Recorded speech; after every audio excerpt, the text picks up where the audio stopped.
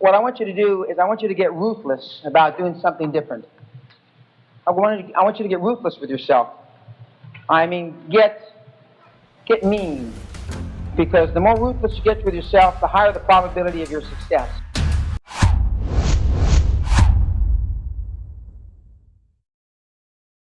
Portion in the back of the book where I wrote the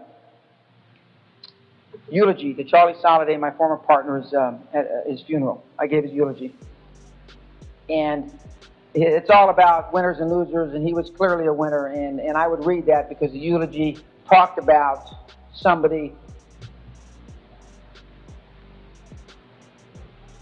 beyond question that could get it done and the kinds of things we're talking about.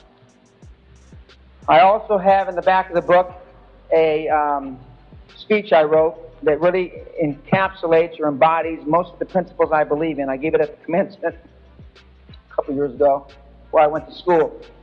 And this is how it ends. In closing, I'd like to read something that was written to me by my father long before I attended CSUN. The future is yours.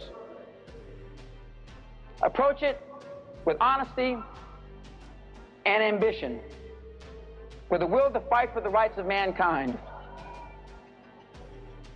Always balance the rights of mankind with the rights of society. Have faith in yourself and faith in people. For if you trust no one, you cannot trust yourself. Even though I've told you to investigate, if you trust no one, you can't trust yourself. And you have to have faith in the people that you do business with. And one of the things that I've always prided myself is I always assume people are honest.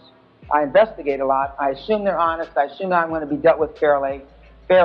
And then when I'm not, then I mean, all the rules change.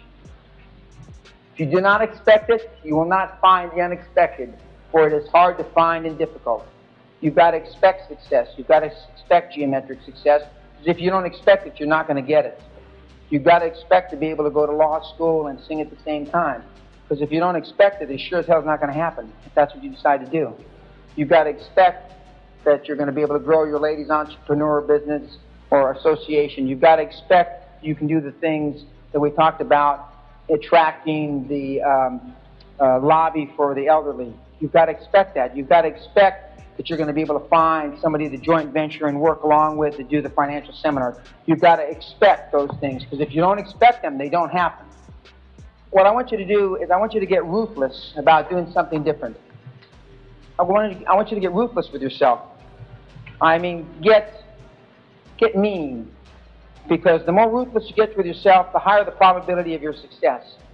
Because your doubts are not the product of accurate thinking, but habitual thinking.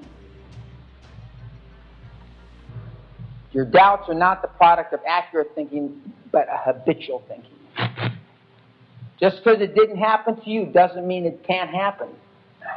Now, I've been called gifted before, which I'm not.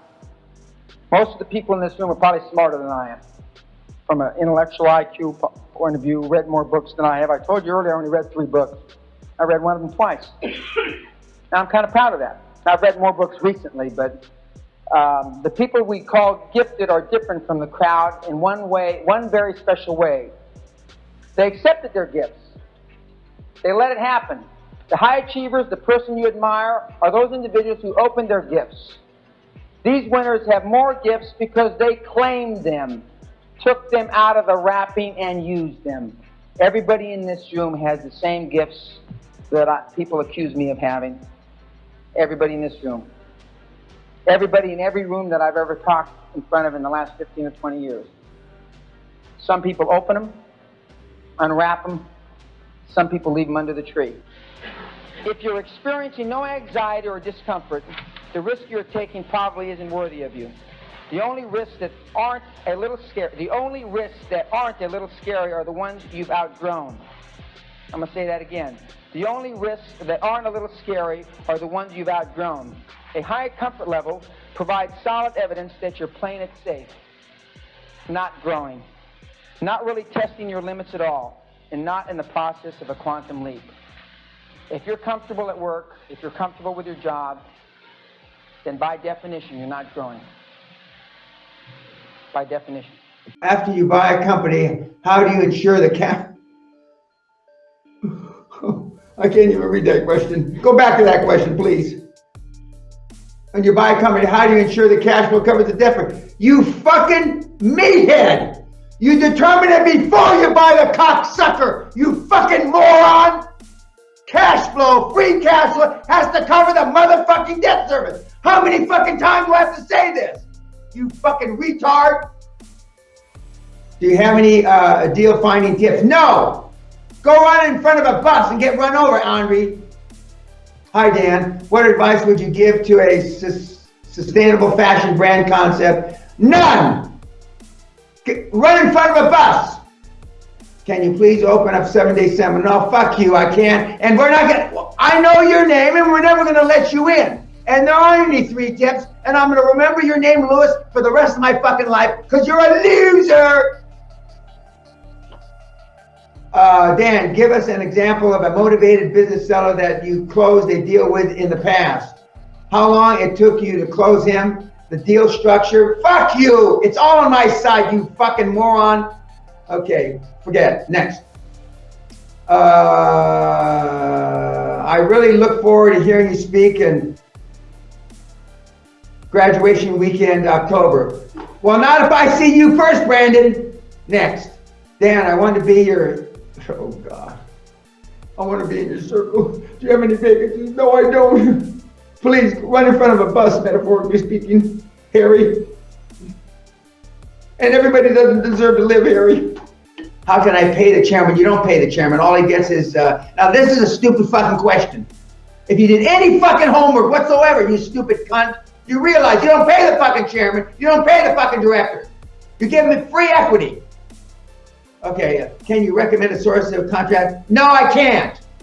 How should I know what my passion is? If you don't know it, go, metaphorically speaking, go fucking kill yourself. How do you look so good? I got great genes and I work at it every day, unlike a fat cunt like you. How can we apply QLA to all aspects of your life? Jesus Christ. Man up and grow a pair, you fucking cunt. That's how you do it. Move out of the house. Next. Hey Dan, what are the best industries in the UK right now? Healthcare, meathead. In the scenario where you purchase the deal and the owner takes back 10 years, for example, and you exit the deal within 5 years, are you obligated to pay? Of course you're obligated to pay him, you fucking idiot. What do you think, you're gonna run away like a thief? Jesus Christ, get some brains. Now, the last time I did these fucking questions, a couple years ago, I stopped because of these kind of stupid questions. If at the end of this scenario, I get the same kind of question, I'm never gonna do this again. You understand? Do some fucking homework, you fucking meathead moron.